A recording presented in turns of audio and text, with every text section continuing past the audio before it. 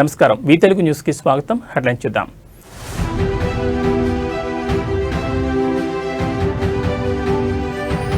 లక్ష్యాలు ఎప్పుడూ సులభంగా ఉండకూడదు.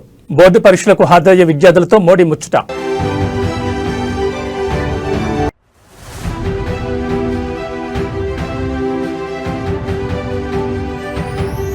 నేడు నిజామాబాద్ జిల్లాకు రేవంత్ రెడ్డి పలు అభివృద్ధి పనులకు శంకుస్థాపన.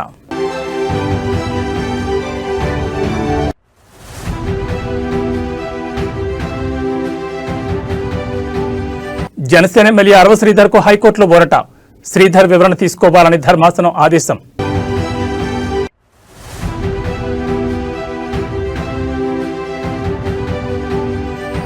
కాసేపట్లో జోగి రమేష్ ఇంటికి జగన్. రూటు మార్చుకున్న వైసీపీ అధినేత.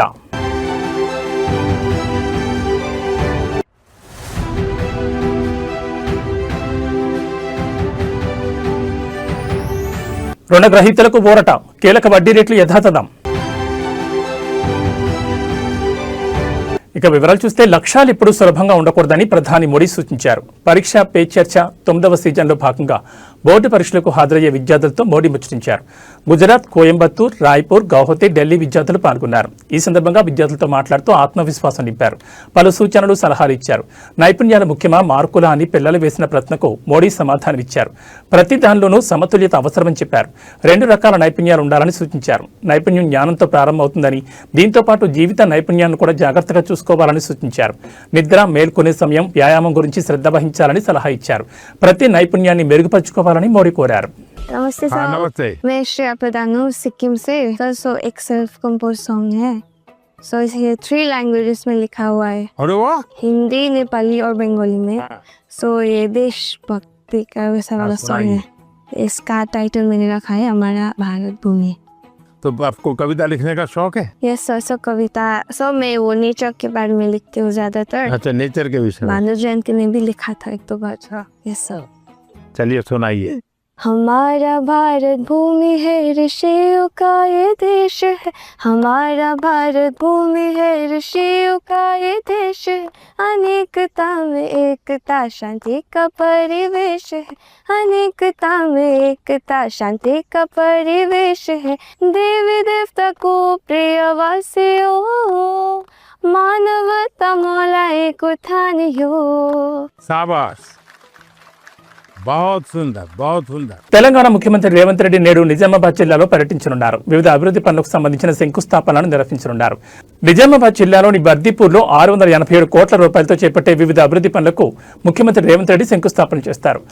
అనంతరం బహిరంగ సభలో ముఖ్యమంత్రి రేవంత్ రెడ్డి ప్రసంగించనున్నారు. మున్సిపల్ ఎన్నికల్లో కాంగ్రెస్ పార్టీ అభ్యర్థులను గెలిపించాలని కోరనున్నారు. నిజామాబాద్ జిల్లాకు చెందిన వివిధ మున్సిపాలిటీల నుంచి ముఖ్యమంత్రి పర్యటన కోసం భారీగా జన సమీకరణ చేస్తున్నారు. మున్సిపల్ ఎన్నికల ప్రచారంలో భాగంగా రేవంత్ రెడ్డి వరుసగా జిల్లాలో పర్యటన చేస్తున్న సంగతి తెలిసిందే. ముఖ్యమంత్రి పర్యటన సందర్భంగా విస్తృత బందోబస్తు ఏర్పాటు చేశారు. ఈ మున్సిపల్ ఎన్నికల సందర్భంగా నిన్న ఒక ఆయన ఢిల్లీ నుంచి వచ్చిండు. లావు మనగాడు లడాయికి పోతేనంట వెనకాల 3 నూకుడు మనగాళ్ళు వచ్చిరట. భారతీయ జనతా పార్టీ అధ్యక్షుడు, జాతీయ అధ్యక్షుడు నిన్న పాలమూరుకు వచ్చిండు. ఆయన వెనకాల కిషన్ రెడ్డి, బండి సంజయ్, డికే అరుణ గారు ఆయన వెనకాల పోయారు. మరి నేను అడుగుతున్నా ఈరోజు కిషన్ రెడ్డి గారిని, బండి సంజయ్ గారిని, డికే అరుణమ్మ గారిని మీ జాతీయ అధ్యక్షుడిని తీసుకొచ్చిండ్రు కదా, మాకేం అభ్యంతరం లేదు. మోడీ గారిని, అమిత్ షా గారిని, మీ నాయకులు ఎంతమంది ఉన్నారో ఢిల్లీ మొత్తం, దేశం మొత్తం ఉన్నోళ్ళ అందరినీ తెలంగాణ రాష్ట్రంలో మున్సిపల్ ఎన్నికలలో ప్రచారానికి తీసుకురండి. ఒక్క మున్సిపాలిటీ అయినా మీరు గెలుస్తారేమో మా కాంగ్రెస్ పార్టీ కార్యకర్తలు చూసుకుంటారు. మా కాంగ్రెస్ పార్టీ కార్యకర్తల సత్తా ఏందో ఇవాళ బీజేపీ వాళ్ళకు చూపిస్తారు. నేను అడగదలుచుకున్న బీజేపీ జాతీయ అధ్యక్షుని 2014లో నరేంద్ర మోడీ గారు మా మహబూబ్నగర్ జిల్లాకు వచ్చినప్పుడు పాలమూరు రంగారెడ్డి ఎత్తిపోతల పథకాన్ని జాతీయ ప్రాజెక్టుగా చేస్తాము అని అన్నాడు.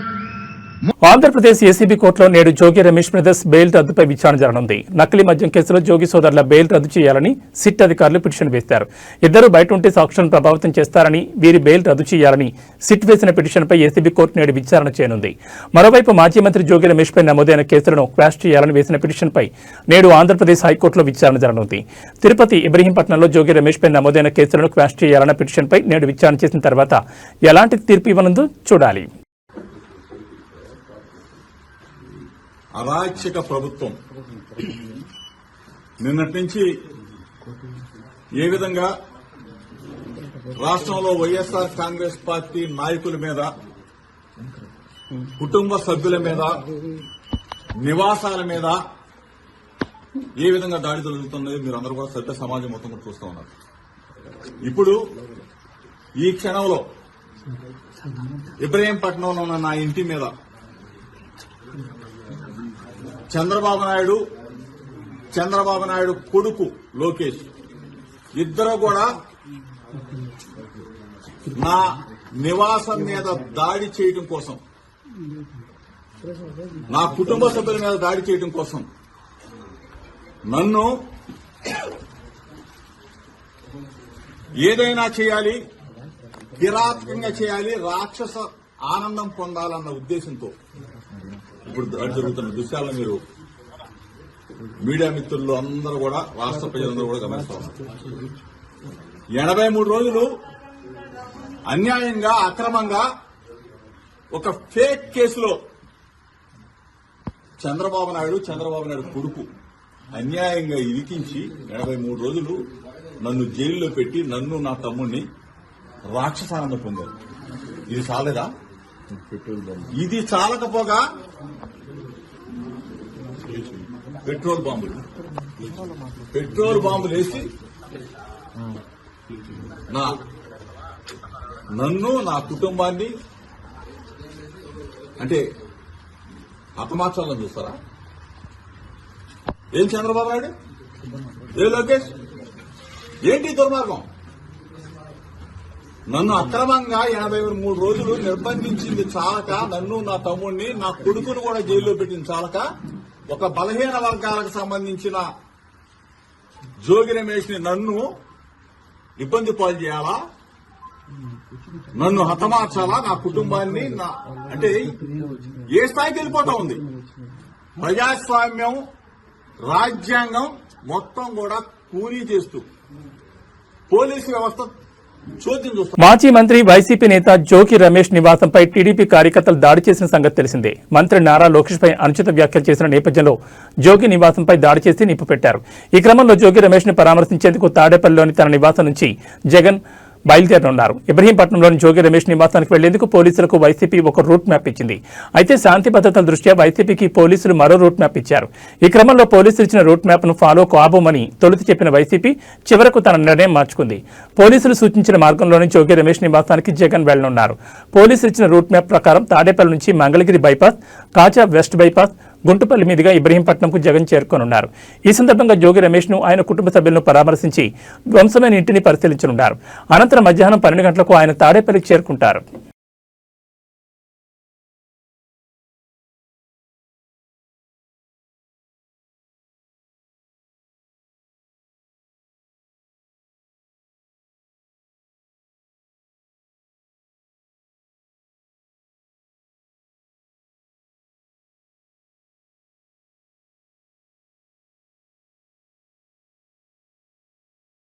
ఆంధ్రప్రదేశ్ మద్యం కుంభకోణం కేసులో నిందితుల బెయిల్ పిటిషన్పై నేడు ఏసీబీ కోర్టులో విచారణ జరగనుంది. ఈ కేసులో నిందితులుగా ఉన్న బాలాజీ గోవిందప్ప, ధనుంజయ రెడ్డి, కృష్ణమోహన్ రెడ్డిలకు కండిషన్ బెయిల్ ఇచ్చిన సంగతి తెలిసిందే.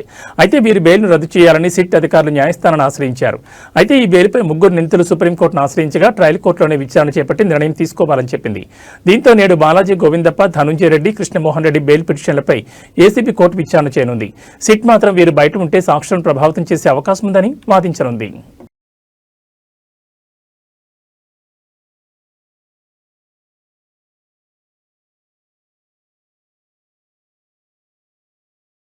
తెలంగాణ జనసేన నేతలతో ఆ party chief AP deputy CM Pawan Kalyan సమావేశమయ్యారు. రాష్ట్రంలో జరిగే మున్సిపల్ ఎన్నికల్లో బీజేపీ, జనసేన అభ్యర్థుల తరపున ఆయన ప్రచారం చేయనున్నారు. ఈ క్రమంలోనే ప్రచార షెడ్యూల్ను ఖరారు చేసేందుకు తెలంగాణ జనసేన నేతలతో పవన్ మంగళగిరిలోని పార్టీ కార్యాలయంలో భేటీ అయ్యారు. ఈ మీటింగ్లో పార్టీ నేతలు మహేందర్ రెడ్డి, రామ్ తాడూరి, శంకర్ గౌడ్, సాగర్, రాజలింగం పాల్గొన్నారు. శుక్రవారం ప్రచార షెడ్యూల్ రిలీజ్ చేస్తామని తెలంగాణ నేతలు చెబుతున్నారు.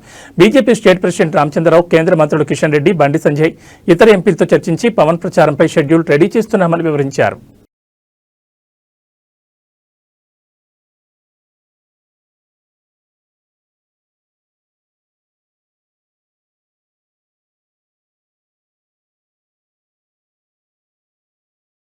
తెలంగాణ మున్సిపల్ ఎన్నికల్లో బీజేపీ జనసేన పొత్తుపై మంత్రి పొన్నం ప్రభాకర్ స్పందించారు. తెలంగాణను అవమానిస్తూ కొబ్బరి చెట్ల దిష్టి వంటి వ్యాఖ్యలు చేసిన పవన్ కళ్యాణ్తో బీజేపీ చేతులు కలపడం రాష్ట్ర ఆత్మగౌరవాన్ని దెబ్బతీయడమేనని విమర్శించారు. బడ్జెట్లో నిధులు ఇవ్వని బీజేపీ తెలంగాణ వ్యతిరేకులను అడ్డం పెట్టుకుని రాజకీయం చేస్తోందని ధ్వజమెత్తారు. పవన్ ప్రచారాన్ని ప్రజలు గమనించాలని, ఆయనను ఉద్యమకారులు ఎప్పటికీ తెలంగాణ వ్యతిరేకంగానే చూస్తారని మంత్రి హెచ్చరించారు. ఫెడరల్ సిస్టంలో ప్రజాస్వామిక భారతదేశంలో ఎవరు ఎక్కడికైనా పోవచ్చు, ఎవరు ఎక్కడైనా కూడా రాజకీయాల్లో ఉండొచ్చు. కానీ ఆ ప్రాంత ప్రజలను అవమానపరుస్తూ ఆ ప్రాంత ప్రజల యొక్క ఆకాంక్షకు వ్యతిరేకంగా పోరాడి తెలంగాణ పట్ల పూర్తిగా చులకన భావంతో మాట్లాడి తెలంగాణ వేర్పాటువాదంగా చూపెట్టినటువంటి పవన్ కళ్యాణ్ గారు కోనసీమలో కొబ్బరి చెట్లు ఓడిపోతే తెలంగాణ వాళ్ళ కన్న దృష్టితో ఓడిపోయినటువంటి పవన్ కళ్యాణ్ గారు తెలంగాణలో అభ్యర్థులు పెడుతూ భారతీయ జనతా పార్టీ తోటి పొత్తుగా ఎన్నికల ప్రచారం కొనసాగిస్తాడంటే ఇది పూర్తిగా తెలంగాణ ప్రజలను అవమానపరచడమే. తెలంగాణ ప్రజలను కళ్ళు అంత దృష్టితోటి కోనసీమ కొబ్బరి చెట్లు ఎండిపోయినాయని మాట్లాడిన వ్యక్తి, అటువంటి వ్యక్తితోటి భారతీయ జనతా పార్టీ ఏ విధంగా పొత్తు పెట్టుకుంటుందో చెప్పాల్సిన అవసరం ఉంది. ఎన్నికల్లో ఓట్లు అడిగే ముందు భారతీయ జనతా పార్టీ తెలంగాణకు సంబంధించి లైంగిక వేధింపుల ఆరోపణలు ఎదుర్కొంటున్న రైల్వే కోడూరు జనసేన ఎమ్మెల్యే అరవ శ్రీధర్ కు ఏపీ హైకోర్టులో ఊరట లభించింది. తనపై నమోదైన లైంగిక వేధింపుల కేసును కొట్టివేయాలని కోరుతూ ఆయన దాఖలు చేసిన పిటిషన్ విచారించిన హైకోర్టు కీలక ఆదేశాలు జారీ చేసింది. ఈ వ్యవహారంపై అరవ శ్రీధర్ వివరణ తీసుకోవాలని పోలీసులను న్యాయస్థానం ఆదేశించింది. బీఎన్ఎస్ చట్టంలోని సెక్షన్ 35(3) నిబంధనల ప్రకారం నడుచుకోవాలని, అరెస్టు వంటి కఠిన చర్యలు తీసుకోవద్దని సూచించింది. ఒకవేళ అరెస్టు చేయాల్సి వస్తే తప్పనిసరిగా రాతపూర్వకంగా కారణాలు నమోదు చేయాలని ఆదేశించింది. విచారణ సందర్భంగా అరవ శ్రీధర్ తరపు న్యాయవాదులు తమ వాదనలు వినిపిస్తూ రాజకీయ దురుద్దేశంతోనే శ్రీధర్పై కేసు నమోదు చేశారని చెప్పారు. వాదనలు విన్న న్యాయమూర్తి జస్టిస్ వెంకట జ్యోతిర్మయి ఎమ్మెల్యే వివరణ తీసుకోవాలని పోలీసులను ఆదేశించారు. దీంతో ఆయనకు స్వల్ప ఊరట లభించినట్లయింది. కేసు వివరాల్లోకి వెళ్తే ఓ మహిళా ఉద్యోగి ఇచ్చిన ఫిర్యాదు మేరకు జాతీయ మానవ హక్కుల కమిషన్ ఆదేశాలతో రైల్వే కోడూరు పోలీసులు శ్రీధర్పై లైంగిక వేధింపుల కేసు నమోదు చేశారు. అయితే తనపై ఆమె చేసిన ఆరోపణలు నిజం కాదని ఎమ్మెల్యే తొలి నుంచి వాదిస్తున్నారు. మరోవైపు పార్టీ పరంగా కూడా ఈ విషయంపై జనసేన అధిష్టానం త్రిసభ్య కమిటీతో విచారణ జరిపించిన సంగతి తెలిసిందే. నాకు ఎవరైతే ఆ వ్యక్తికి జరిగిందో పూర్తిగా ఇది వ్యక్తిగత విషయం. దయచేసి ఎవరు కూడా పార్టీలకి రుద్దొద్దు. ముఖ్యంగా జనసేన పార్టీ అనే పేరు ఎత్తకుండా వ్యక్తిగత జరిగిన విషయం కాబట్టి వ్యక్తిగతంగానే నేను కమిటీకి సబ్మిట్ చేశాను. కమిటీ ఏదైతే మన పార్టీ చెప్తుందో అదేవిధంగా పార్టీ కూడా నాకు చెప్తారో ఆ చెప్పిన తర్వాతే నేను ముందుకెళ్తాను. ఖచ్చితంగా ఇన్వాల్వ్ అయ్యారండి. ఆయన ఇన్వాల్వ్మెంట్ ఖచ్చితంగా ఉంది. వాళ్ళు ఎప్పుడు కంట్రోల్ చేస్తూనే ఉండేవాళ్ళండి శ్రీధర్ని. శ్రీధర్ నాతో చాలా సార్లు చెప్పి డమ్మీ క్యాండిడేట్ అండి, అది రైల్వే కోడూరులో ఉన్న ఎవరికైనా తెలుస్తుంది. తెలంగాణ సీఎం టీపీసీసీ మాజీ అధ్యక్షుడు రేవంత్ రెడ్డికి రాష్ట్ర హైకోర్టులో చుక్కెదురైంది. గతంలో తనపై నమోదైన క్రిమినల్ కేసులను కొట్టివేయాలని కోరుతూ ఆయన హైకోర్టులో దాఖలు చేసిన క్వాష్ పిటిషన్ను న్యాయస్థానం తోసిపుచ్చింది. ఈ వివాదానికి సంబంధించిన తదుపరి విచారణను కోర్టు ఈ నెల 21వ తేదీకి వాయిదా వేసింది. సీఎం రేవంత్ రెడ్డి టీపీసీసీ అధ్యక్షుడిగా ఉండగా 2023లో జరిగిన అసెంబ్లీ ఎన్నికల సమయంలో భూపాలపల్లిలో నిర్వహించిన ఒక బహిరంగ సభలో రేవంత్ రెడ్డి ప్రసంగిస్తూ మాజీ ఎమ్మెల్యే గండ్ర వెంకటరమణారెడ్డిపై అనుచిత వ్యాఖ్యలు చేశారు. దీంతో తన వ్యక్తిత్వాన్ని దెబ్బతీసేలా అభ్యంతరకర రీతిలో రేవంత్ రెడ్డి మాట్లాడారని గండ్ర వెంకటరమణారెడ్డి పోలీసులకు ఫిర్యాదు చేశారు. ఈ ఫిర్యాదు ఆధారంగా పోలీసులు రేవంత్ రెడ్డిపై క్రిమినల్ కేసులు నమోదు చేశారు. తాజాగా ఈ కేసులను కొట్టివేయాలని రేవంత్ రెడ్డి హైకోర్టును ఆశ్రయించారు. రాజకీయ కారణాలతోనే తనపై కేసులు పెట్టారని ఆయన తరపు న్యాయవాదులు వాదించినప్పటికీ న్యాయస్థానం ఆ వాదనతో ఏకీభవించలేదు. ప్రాథమిక ఆధారాలను పరిశీలించిన అనంతరం కేసు విచారణ దశలో ఉన్నందున ఇప్పుడు కొట్టివేయలేమని స్పష్టం చేస్తూ పిటిషన్ తిరస్కరించింది. దీంతో ఈ నెల 21న జరిగే విచారణలో కోర్టు ఎలాంటి నిర్ణయం తీసుకుంటుందోనని రాజకీయ వర్గాల్లో ఆసక్తి నెలకొంది. ఈ మున్సిపల్ ఎన్నికల సందర్భంగా నిన్న ఒక ఆయన ఢిల్లీ నుంచి వచ్చిండు. లావు మనగాడు లడాయికి పోతేనంట వెనకాల ముగ్గురు నూకుడు మనగాళ్ళు వచ్చిరట. భారతీయ జనతా పార్టీ అధ్యక్షుడు, జాతీయ అధ్యక్షుడు నిన్న పాలమూరుకు వచ్చిండు. ఆయన వెనకాల కిషన్ రెడ్డి, బండి సంజయ్, డీకే అరుణ గారు ఆయన వెనకాల పోయారు. మరి నేను అడుగుతున్నా ఈరోజు కిషన్ రెడ్డి గారిని, బండి సంజయ్ గారిని, డీకే అరుణమ్మ గారిని మీ జాతీయ అధ్యక్షుడిని తీసుకొచ్చిండ్రు కదా, మాకేం అభ్యంతరం లేదు. మోడీ గారిని, అమిత్ షా గారిని మీ నాయకులు ఎంతమంది ఉన్నారో ఢిల్లీ మొత్తం దేశం మొత్తం ఉన్నోళ్ళ అందరినీ తెలంగాణ రాష్ట్రంలో మున్సిపల్ ఎన్నికలలో ప్రచారానికి తీసుకురండి. ఒక్క మున్సిపాలిటీ అయినా మీరు గెలుస్తారేమో మా కాంగ్రెస్ పార్టీ కార్యకర్తలు చూసుకుంటారు. మా కాంగ్రెస్ పార్టీ కార్యకర్తల సత్తా ఏందో ఇవాళ బీజేపీ వాళ్ళకు చూపిస్తారు. నేను అడగదలుచుకున్న బీజేపీ జాతీయ అధ్యక్షుని 2014లో నరేంద్ర మోడీ గారు మా మహబూబ్నగర్ జిల్లాకు వచ్చినప్పుడు పాలమూరు రంగారెడ్డి ఎత్తిపోతల పథకాన్ని జాతీయ ప్రాజెక్టుగా చేస్తాము అని అన్నాడు. 3 సార్లు మోడీ గారు ప్రధానమంత్రి అయ్యాడు. 12 సంవత్సరాలు బీజేపీ అధికారంలో ఉంది. మీకు చేతులు రాలేదా? పాలమూరు రంగారెడ్డి ఎత్తిపోతల పథకాన్ని జాతీయ ప్రాజెక్టుగా ప్రకటించాలన్న ఆలోచన కానీ మీకు దేవుడు ఇవ్వలేదా అని నేను అడుగుతున్నా. ఇవాళ కాళేశ్వరం ఇయ్యలేదు. వైఎస్ఆర్ జిల్లా ప్రొద్దుటూరులో ఒక కాఫీని ముగ్గురికి పంచి ఇవ్వలేదన్న కోపంతో మున్సిపల్ అధికారి అత్యుత్సాహం ప్రదర్శించారు. హోటల్ యజమాని నిరాకరించడంతో ఆగ్రహించిన అధికారి 15 నిమిషాల్లో జేసీబీ తెప్పించి హోటల్ ముందున్న ర్యాంపును అక్రమ కట్టడమంటూ తొలగించేందుకు యత్నించారు.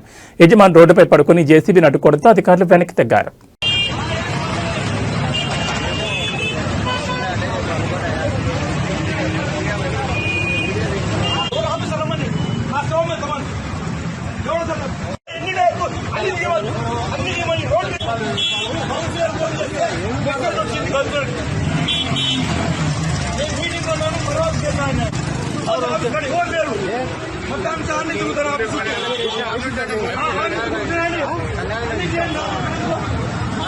పింఛన్ల పెంపు, మహిళలకు 2500 పథకాలపై ఏఐసీసీ కార్యదర్శి సంపత్ కుమార్ కీలక వ్యాఖ్యలు చేశారు. గద్వాల జిల్లా ఐజలో మాట్లాడిన ఆయన మార్చి తర్వాత పింఛన్లను 4000కు పెంచుతామని, మహిళలకు ఆర్థిక సాయం అందిస్తామని ప్రకటించారు. గత ప్రభుత్వం వల్ల దెబ్బతిన్న ఆర్థిక వ్యవస్థను సీఎం రేవంత్ రెడ్డి చక్కదిద్దుతున్నారని, ఇప్పటికే ఉచిత బస్సు, ఇందిరమ్మ ఇల్లు వంటి హామీలను అమలు చేశామని ఆయన ఈ సందర్భంగా గుర్తు చేశారు. రేవంత్ రెడ్డి నుంచి రేషన్ కార్డులు వచ్చినాయి, కాంగ్రెస్ నుంచి రేవంత్ రెడ్డి నుంచి. ఇందిరమ్మ ఇల్లు వచ్చినాయి, కాంగ్రెస్ నుంచి రేవంత్ రెడ్డి నుంచి. దాదాపు 10 సంవత్సరాల అధికారం నుండి రేషన్ కార్డు ఒక్కటంటే ఒక్కటి ఇలే, డబుల్ బెడ్రూమ్ అంటే ఒక్కటి ఇలే. కానీ 2 సంవత్సరాల్లోనే ఇవన్నీ చేసుకుంటూ ముందుకు పోతా ఉన్నాం. అయినా ఇంకా చేయాల్సిన అవసరం ఉంది. వాస్తవం మాకు గుర్తుంది. మీ అందరికి 2500 రూపాయలు ఇవ్వాలి, పెన్షన్ 4000 రూపాయలు చేయాలి. మీ అమ్మ నీవెట్లయితే నీ భర్త సంపాదించిన ఆక్సంచులో పెట్టుకొని రూపాయలు జమ చేసి ఎట్లయితే సంసారాన్ని నడుపుతావో అట్లే ముఖ్యమంత్రి రేవంత్ రెడ్డి అయ్యేటప్పుడు చిల్లి గవ్వలేదు రాష్ట్రంలో. 10 రూపాయలు కూడా లేవు. మొత్తం బుక్కేసిండ్రు, తినేసిండ్రు, మింగేసిండ్రు, ఆస్తులు సంపాదించుకున్నారు. కానీ అభివృద్ధి చేయలే, గల్లపెట్ట ఖాళీ అయింది. అసలు సందర్భంలో రేవంత్ రెడ్డి వచ్చిన తర్వాత గౌరవ ముఖ్యమంత్రి వైసీపీ అధినేత మాజీ ముఖ్యమంత్రి వైఎస్ జగన్మోహన్ రెడ్డి నేడు విజయవాడలో పర్యటించనున్నారు. ఇటీవల దాడులకు గురైన మాజీ మంత్రి జోగి రమేష్ నివాసాన్ని సందర్శించి ఆయన కుటుంబాన్ని పరామర్శించనున్నారు. అయితే ఈ పర్యటన నేపథ్యంలో విజయవాడలో హైటెన్షన్ నెలకొంది. శాంతి భద్రతలు, ట్రాఫిక్ సమస్యల దృష్ట్యా 1 టౌన్ పోలీసులు మాజీ మంత్రి వెల్లంపల్లి శ్రీనివాస్, వైసీపీ నేత మల్లాది విష్ణు, దేవినేని అవినాష్ తదితరులకు ముందస్తు నోటీసులు జారీ చేశారు. ఎటువంటి ర్యాలీలు, ఊరేగింపులు నిర్వహించకూడదని, భారీగా జన సమీకరణ చేయొద్దని పోలీసులు స్పష్టం చేశారు. జగన్ ప్రయాణించే రూట్ మ్యాప్ పై కూడా పోలీసులు ఆంక్షలు విధించారు. దీనిపై వైసీపీ శ్రేణులు తీవ్ర ఆగ్రహం వ్యక్తం చేస్తున్నాయి.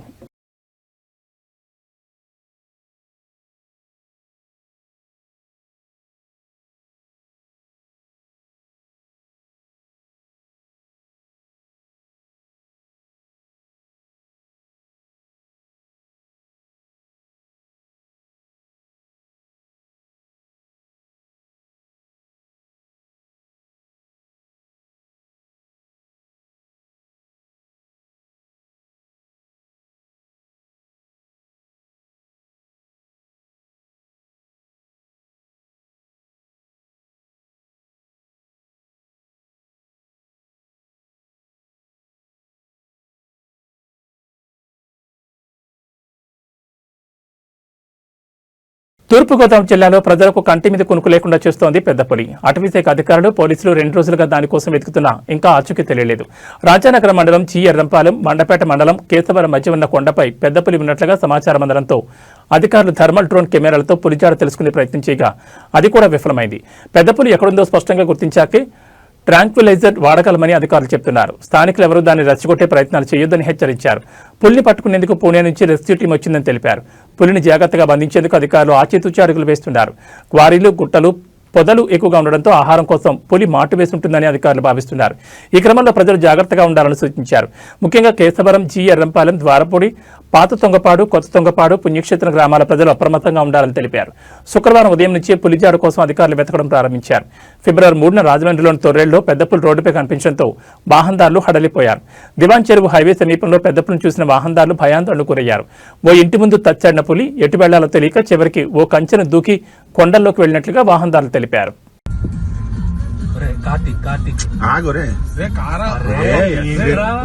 భయపెట్టేసి లోపలికి పంపించేస్తావు. ఆపోజిట్ లో వస్తున్నారు, ఆగు. అరే దానికి ఏం చేయాలి తెలియట్లేదు రా. లాస్ట్ ఆ సైజ్ ఏంట్రా, లోపల దూకింది రైట్ సైడ్ కి. భారతీయ రిజర్వ్ బ్యాంక్ కీలక వడ్డీ రేట్లను యథాతథంగా ఉంచింది. పాలసీ రెపో రేటును ప్రస్తుతం 5.25% మధ్య కొనసాగించాలని ద్రవ్య పరపతి కమిటీ ఏకగ్రీవంగా నిర్ణయించినట్లు ఆర్బీఐ గవర్నర్ సంజయ్ మల్హోత్రా ప్రకటించారు. దీంతో పాటు తమ న్యూట్రల్ మానిటరీ పాలసీ వైఖరికి కట్టుబడి ఉన్నట్లు ఆయన స్పష్టం చేశారు. దేశ ఆర్థిక పరిస్థితులు, భవిష్యత్ అంచనాలను జాగ్రత్తగా పరిశీలించిన తర్వాతే ఈ నిర్ణయం తీసుకున్నట్లు గవర్నర్ తెలిపారు. గత డిసెంబర్ సమావేశం తర్వాత ప్రపంచవ్యాప్తంగా ప్రతికూలతలు పెరిగినప్పటికీ ప్రభుత్వం కుదుర్చుకున్న వాణిజ్య ఒప్పందాలు ఆర్థిక వ్యవస్థకు సానుకూలంగా ఉన్నాయని ఆయన అన్నారు. ద్రవ్యోల్బణాన్ని నియంత్రిస్తూనే వృద్ధికి ఆటంకం కలగకుండా సమతౌల్యం పాటించడమే న్యూట్రల్ వైఖరి ఉద్దేశమని వివరించారు. ద్రవ్యోల్బణం అదుపులోనే ఉందని, ఆర్బీఐ నిర్దేశించిన సహన పరిమితి కంటే తక్కువగా ఉందని మల్హోత్రా పేర్కొన్నారు. 2026-27 ఆర్థిక సంవత్సరం తొలి 2 త్రైమాసికాలకు సిపిఐ ద్రవ్యోల్బణ అంచనాలను వరుసగా 4%, 4.2% సవరించినట్టు తెలిపారు. భారత ఆర్థిక వ్యవస్థ వృద్ధి అంచనాలు ఆశాజనకంగా ఉన్నాయని, దేశీయ అంశాలే దీనికి కారణమని ఆయన అభిప్రాయపడ్డారు. గత డిసెంబర్లో జరిగిన సమీక్షలో వృద్ధిని ప్రోత్సహించేందుకు ఆర్బీఐ రెపో రేటును 5.5% నుంచి 5.25% తగ్గించిన విషయం తెలిసిందే. అంతకుముందు ఆగస్టు, అక్టోబర్లలో రేట్లను స్థిరంగా ఉంచింది. ప్రస్తుతం రేట్లలో మార్పు లేనందున గృహ, వాహన రుణాలతో సహా ఇతర రుణాలపై వడ్డీ రేట్లు ఇప్పట్లో పెరిగే అవకాశం లేదు. The Indian economy continues on a steady improving trajectory, with real GDP poised to register significant higher growth of 7.4% this year as compared to the previous year. Amidst global headwinds, private consumption and fixed investment both supported growth. Net external demand, however, remained a drag, with imports outpacing exports. On the supply side, growth in real GVA on the back of a strong contribution from the services sector and revival in manufacturing activity is estimated at 7.3% this year. Going forward, economic activity is expected to hold up well in the next year. Agricultural activity will be supported by healthy reservoir levels, robust rabi sowing, and improvement in crop vegetation conditions. బంగారం, వెండి ధరల పతనం సామాన్యులకు ఊరటనిస్తోంది. గత కొన్ని రోజులుగా అమాంతం పెరిగిన ధరలు ఒక్కసారిగా దిగి వస్తున్నాయి. ఇవాళ హైదరాబాద్ బులియన్ మార్కెట్లో నేడు కిలో వెండి ధరపై ఏకంగా 20,000 తగ్గింది. ఈ పరిణామం కిలో వెండి ధర 2,80,000 వద్దకు చేరుకుంది.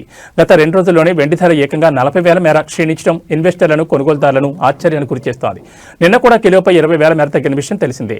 మరోవైపు 10 గ్రాముల 24 క్యారెట్ల స్వచ్ఛమైన బంగారంపై 2,070 రూపాయలు తగ్గి 1,52,350 వద్ద ధర కొనసాగుతుండగా 22 క్యారెట్ల బంగారంపై 1,900 తగ్గి ధర 10 గ్రాములకు 1,39,650గా ఉంది. ప్రపంచ మార్కెట్లో వెండి ధరలు గణనీయంగా తగ్గడం స్థానిక మార్కెట్పై ప్రభావం చూపుతోంది. ధరలు రికార్డు స్థాయికి చేరడంతో ఇన్వెస్టర్లు పెద్ద ఎత్తున వెండిని విక్రయించి లాభాలు స్వీకరిస్తున్నారు. అంతర్జాతీయంగా డాలర్ విలువ పెరగడం వల్ల బంగారం, వెండి ధరలు తగ్గుముఖం పట్టాయి. పెళ్లిళ్ల సీజన్ సమీపిస్తున్న తరుణంలో ఈ ధరల తగ్గింపు మధ్యతరగతి ప్రజలకు పెద్ద ఊరటనిస్తోంది. అయితే అంతర్జాతీయ పరిణామాల దృష్ట్యా ధరలు మరికొంతకాలం ఒడిదుడుకులకు లోనయ్యే అవకాశం ఉందని ఆర్థిక నిపుణులు హెచ్చరిస్తున్నారు.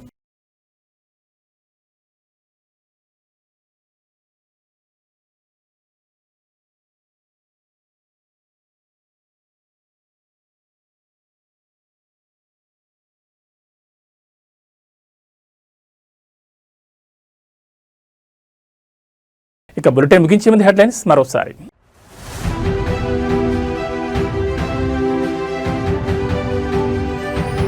లక్ష్యాలు ఎప్పుడూ సులభంగా ఉండకూడదు. బోర్డు పరీక్షలకు హాజరయ్యే విద్యార్థులతో మోడీ ముచ్చట.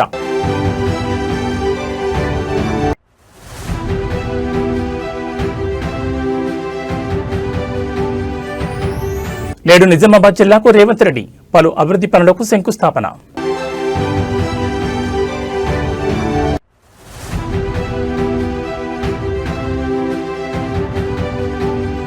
జనసేన ఎమ్మెల్యే అరవ శ్రీధర్కు హైకోర్టులో ఊరట. శ్రీధర్ వివరణ తీసుకోవాలని ధర్మాసనం ఆదేశం.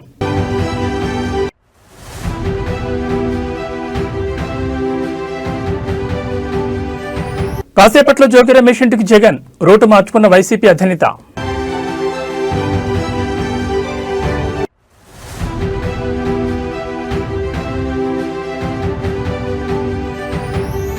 రుణగ్రహీతలకు ఊరట, కీలక వడ్డీ రేట్లు యథాతథం.